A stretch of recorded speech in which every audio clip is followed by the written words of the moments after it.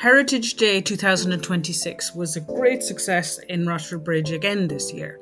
We had expert speakers sharing their knowledge at Gallstown Church, which is the resting place of the Wicked Earl, Castle Loch Church and Graveyard, Meaden Church, Kieran Gagan's Museum of Country Life, the Church of Ireland Parish Church and the Convent Chapel Rochfortbridge.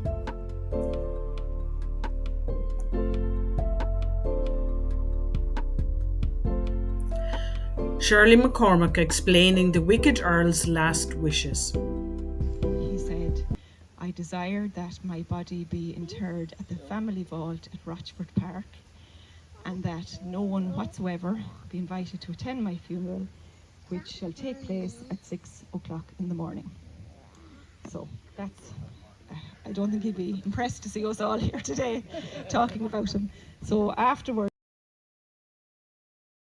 How are you, Danny? How are you going on? Not too bad. Good to see you. How are you keeping? Well, the crypt was, yes. I can remember an old woman that lived down the road, Daisy Flynn was her name. Oh, Daisy. I remember Daisy. She used to come down to the crypt here Right. and knock on the door for a bet, for a day. As a child. As a child, yeah, because there was a big lead iron door on that crypt.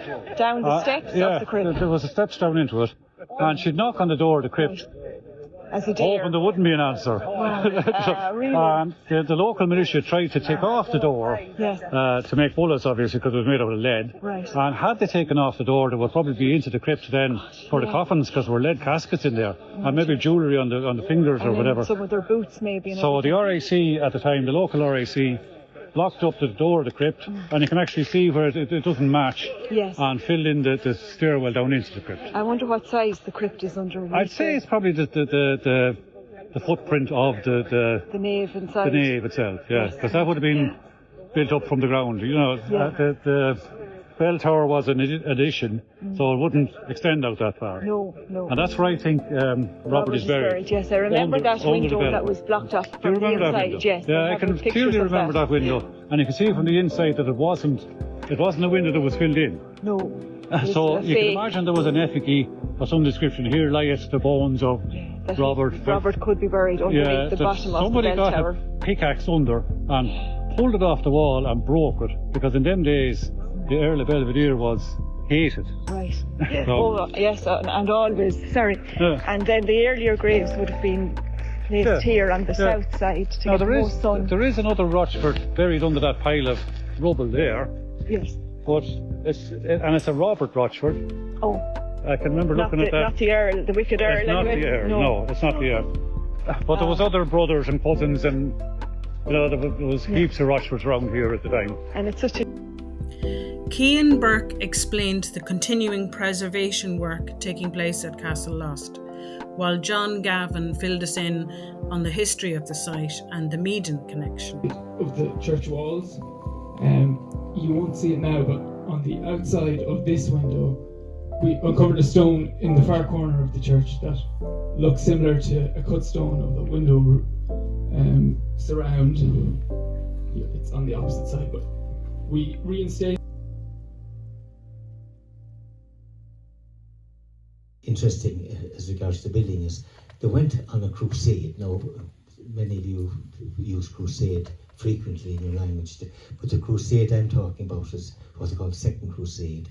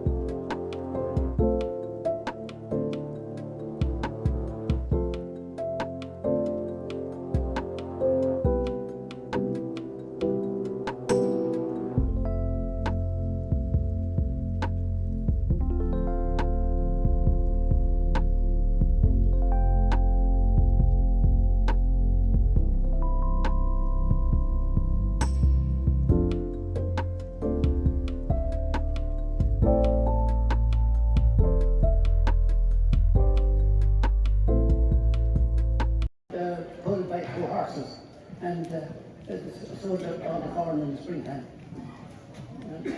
Next to this is an acid cart that came from 3 miles outside Tullamore. And the two husband and wife travelled into Tullamore every Sunday to Mass with a donkey in that cart. Back in the 50s, the 40s and 50s.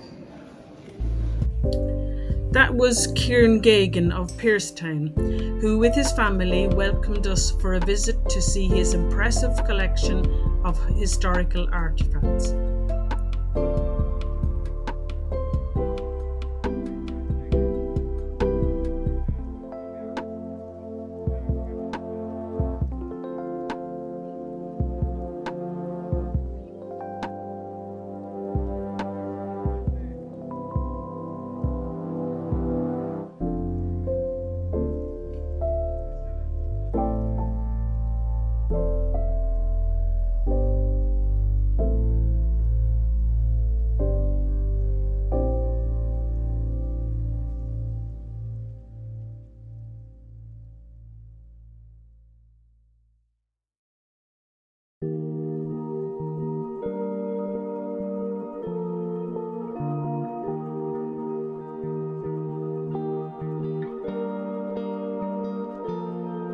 No, my dad basically spent his life working with Department of Agriculture in Mullingar, Westmeath and Offaly.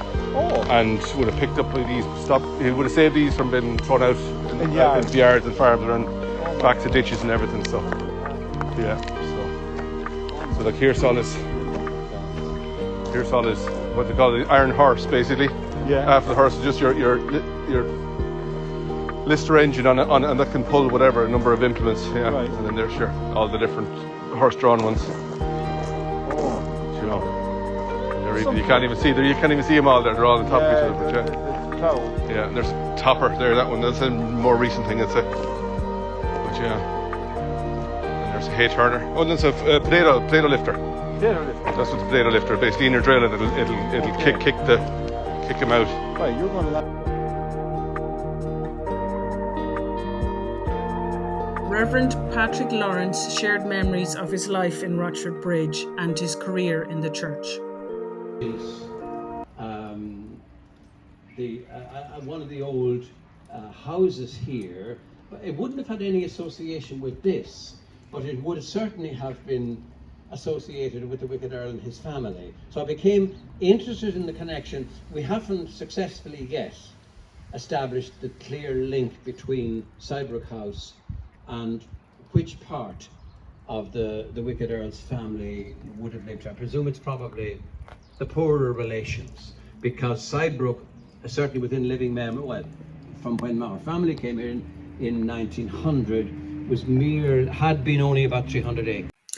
Danny Dunn discussed the history of education in Rochfortbridge. Commandeered. This is for the officers. The occupants thrown into the gutter. Let them die there, the more the merrier. Should the order, hands up, not be immediately obeyed, shoot and shoot with effect. If the persons approaching a patrol carry their hands in their pockets or are in any way suspicious looking, shoot them down. You may make mistakes occasionally, and innocent persons may be shot, but that cannot be helped, and you are bound to get the right parties sometime. The more you shoot, the better I will like you, and I assure you no policeman will get into trouble for shooting any man. Lieutenant Colonel Smith, June 1920. And he was officer of police in 1920 here in Ireland, an Englishman. And what happened was, they came to the village looking for someone to stay. The ordinary soldiers parked in the field. The officers, where did they go? The convent. Knocked on the door. Nothing, slammed the door in their faces. They didn't want to have anything to do with them. And it was all hell let loose. And all hell let loose, but the parish priest at the time intervened, and he gave the two officers lodgings for the night in the parochial house.